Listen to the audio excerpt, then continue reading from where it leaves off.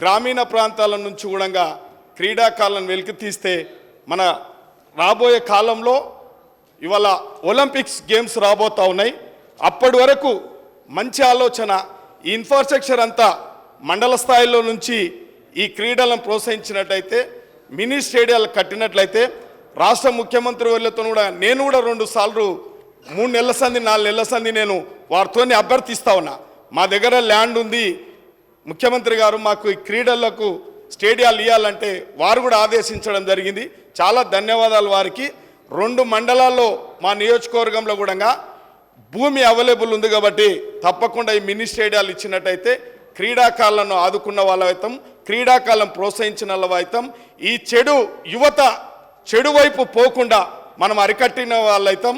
ఇవాళ స్పోర్ట్స్కు నిజంగానే కోచర్స్ను కూడా పెట్టవలసిన బాధ్యత ఉంది. గ్రామీణ స్థాయిలో పాఠశాలల్లో కూడా గతంలో ప్రభుత్వాలు కూడా వారు కూడా ప్రయత్నం చేసిరు క్రీడా ప్రాంగణం అని చెప్పి, కొద్దిగా అది నిర్లక్ష్యం చేసిరు. ఆ క్రీడా ప్రాంగణాలు కట్టిగని కోచర్స్ అన్న పెట్టి, పీటీ మాస్టర్లన్న చక్కగా పెట్టన్న ఆ యొక్క క్రీడలు ప్రోత్సహించినట్లయితే కొద్దిగా బాగా జరిగేది.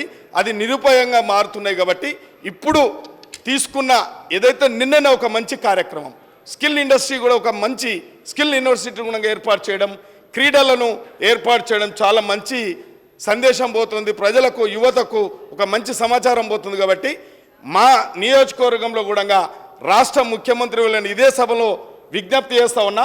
మళ్ళీ మాకు 2 మండలాల్లో భూమి ఉంది కాబట్టి వారు అన్నారు భూమి ఉంటే స్టేడియాలు ఇస్తామని చెప్పారు. 2 మండలాల్లో స్టేడియానికి తగ్గట్టుగా భూమి ఉంది కాబట్టి క్రీడలను ప్రోత్సహించిన వాళ్ళం అవుతాం. కాబట్టి వారికి ప్రత్యేక ధన్యవాదాలు తెలియజేస్తూ ఈ అవకాశం ఇచ్చిన స్పీకర్ గారు కూడా ధన్యవాదాలు. గౌరవ ముఖ్యమంత్రి గారు. స్పీకర్ సార్, తమరికి తెలుసు ఉమ్మడి రాష్ట్రం ఉన్నప్పుడు బడ్జెట్ సమావేశాలలో ఎప్పుడు శాసనసభ్యులకు మంత్రులకు క్రీడా పోటీలు నిర్వహించేది. అదేవిధంగా వివిధ కళలకు సంబంధించి కళాకారులుగా శాసనసభ్యులు మంత్రులు పర్ఫామ్ చేయడానికి కూడా అప్పుడు కార్యక్రమాలు తీసుకునేది. సరే, రకరకాల కారణాల చేత స్పోర్ట్స్ స్పిరిటే కొంత లేకుండా పోయింది. తమరు అనుమతిస్తే ఒక ఆల్ పార్టీతోని ఒక కమిటీ వేయండి. రాబోయే శాసనసభ సమావేశాలప్పుడైనా భవిష్యత్తులో ఖచ్చితంగా శాసనసభ్యుల మధ్యలో కూడా క్రీడల పోటీలు, అదేవిధంగా కళాకారుల యొక్క నైపుణ్యాన్ని కూడా ప్రదర్శించడం ద్వారా ఒక రోల్ మోడల్గా మనం ఉండొచ్చు. ఎందుకంటే మన వ్యవహారం, మన విధి విధానాలు, మన ప్రవర్తనను బట్టి మన తర్వాతి తరాలు నేర్చుకుంటూ ఉంటాయి. ప్రజాప్రతినిధులుగా ప్రజలకు ఆదర్శంగా నిలబడి, ప్రజలు ముఖ్యంగా విద్యార్థులు మనల్ని నిశితంగా గమనిస్తూ ఉంటారు.